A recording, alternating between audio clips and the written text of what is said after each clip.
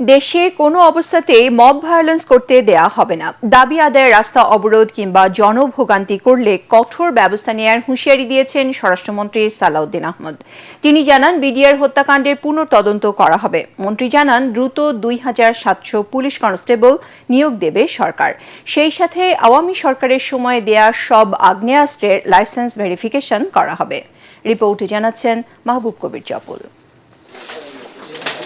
নতুন সরকারের সবচেয়ে বড় চ্যালেঞ্জ আইনশৃঙ্খলা পরিস্থিতির উন্নতি করা।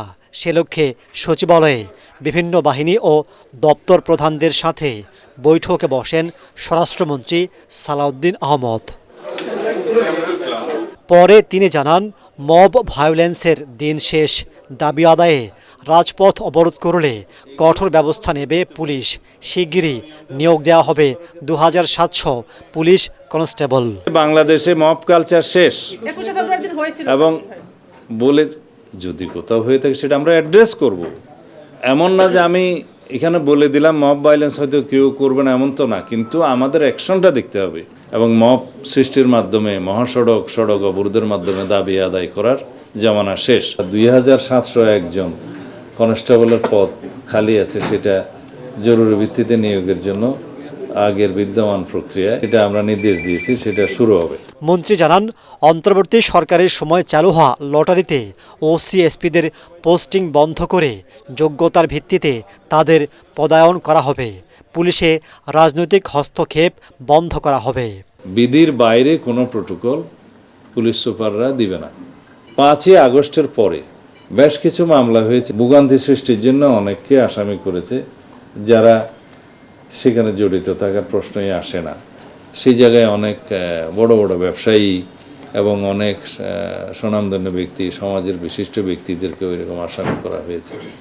অনেক মানুষকে এইভাবে ভোগান্তিতে ফেলা হয়েছে। সেটা আমরা পরীক্ষা নিরীক্ষা করে বলেছি তাদের এই যে যথাযথ ব্যবস্থা করা। স্বরাষ্ট্রমন্ত্রী জানান, বিডিআর হত্যাকাণ্ডের পুনঃতদন্ত করা হবে। সেই সাথে আওয়ামী লীগ সরকারের সময় দেয়া আগ্নেয়াস্ত্রের লাইসেন্সগুলোর ভেরিফিকেশন করা হবে। বিগত ফ্যাসিবাদী সরকারের সময়ে যে সমস্ত আগ্নেয়াস্ত্রের লাইসেন্স ইস্যু করা হয়েছে, সেই আগ্নেয়াস্ত্রের লাইসেন্সগুলো আমরা আবার ভেরিফিকেশন করব রাজনৈতিক বিবেচনায়। সেই বিবেচনায় যারা পেয়েছে সেগুলো বাতিল করা হবে। বিডিআর ঘটনাটা পুনঃতদন্ত অথবা একটা কমিশন গঠন করে কমিশনের রিপোর্ট অনুসারে কাজ করবে। ভোগান্তি বন্ধের দলিল লেখকদের মতো পাসপোর্ট অফিসের বাইরে ভেন্ডরদের রেজিস্ট্রেশন দেওয়া হবে বলেও জানান স্বরাষ্ট্রমন্ত্রী। লিস্টেড সহায়তাকারীর ব্যবস্থা করা যায় কিনা পাসপোর্ট অফিসগুলোর বাইরে। মাহবুব কবির চপল, ATN বাংলা, ঢাকা। ডিপার্টমেন্টে দপ্তরে